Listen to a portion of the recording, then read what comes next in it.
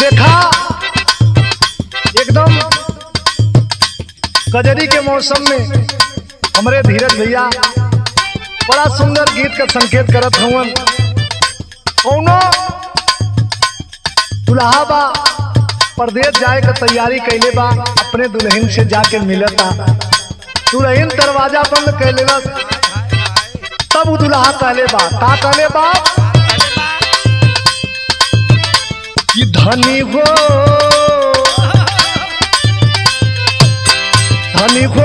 खोला ना हो के बड़िया, धनी हो खोला ना हो के बड़िया, हम विदेशवा जइबे ना।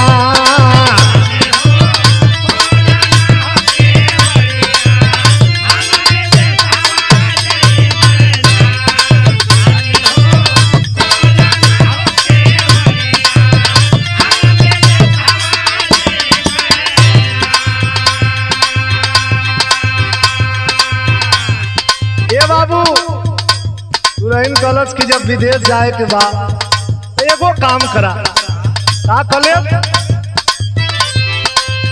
राजा जब तू विदेशवा जइबे ना,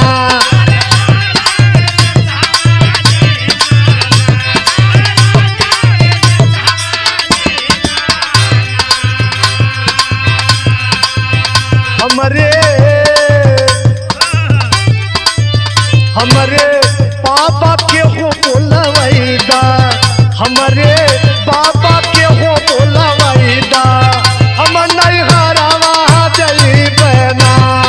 हमरे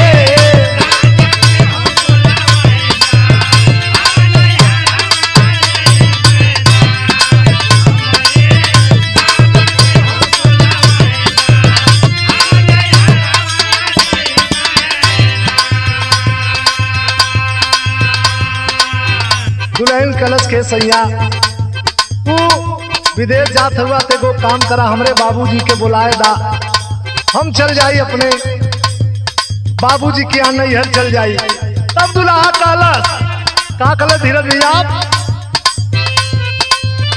धनी हो जब तू नैहरवा जइबू ना,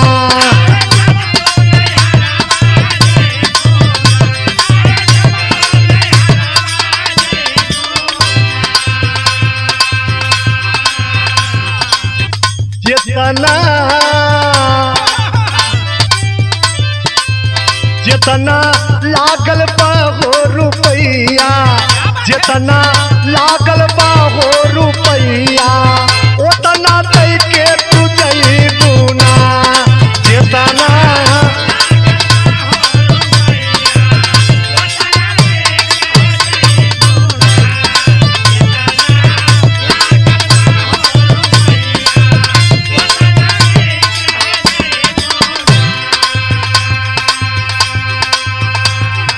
दुल्हा कलश की जितना रुपया पैसा शादी ब्याह में लगल बा उतना दे के अपने बाबूजी के यहाँ में चलल जा। तब वो दुल्हन बड़ी ऊंची एगो बात कलश, का कलश ये राजा हो, राजा जब तू रुपया ले बना, ये राजा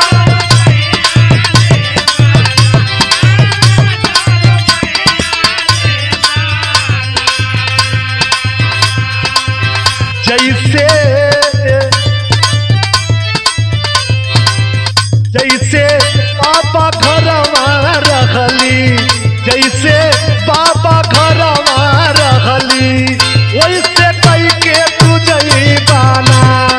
जैसे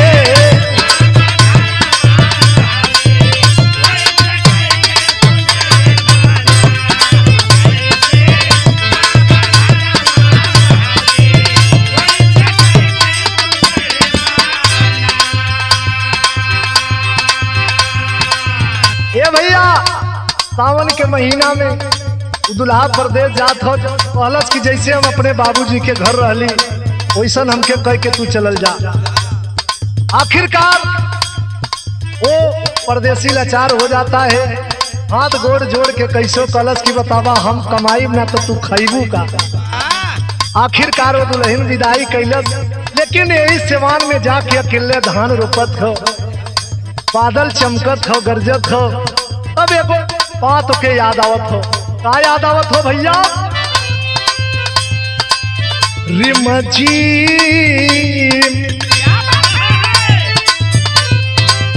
रिमझिम परसेला हो बदरिया, रिमझिम परसेला हो बदरिया, अनमा रोप गुजरिया ना। रिमझिम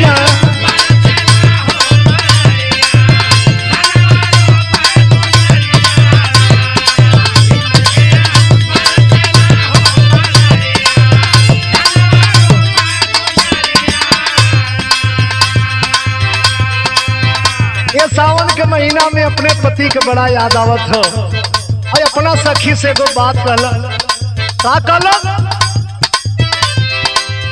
एक चली गईला परदेस आपन दुखवा कही के से,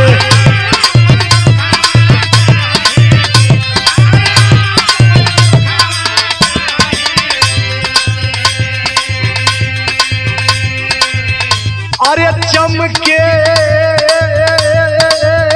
सखिया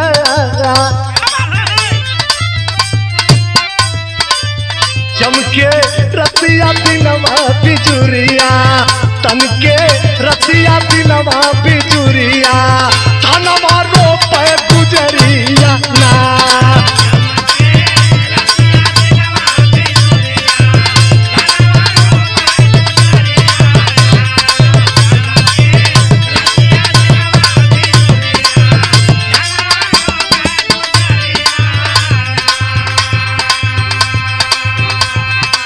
भैया इस कजरी के मौसम में आप लोगों के बीच में एक छोटा सा ही कजरी भेजत है। हमके आशा ना पूर्ण विश्वास बा आप लोगों के प्यार दुलार आशीर्वाद जरूर मिली। अंत में कहना है,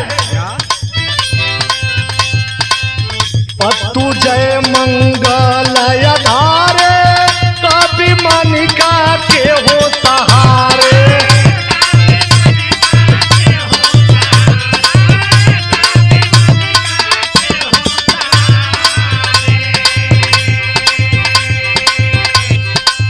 हई बच्चा लाल बागी के ये पंचो,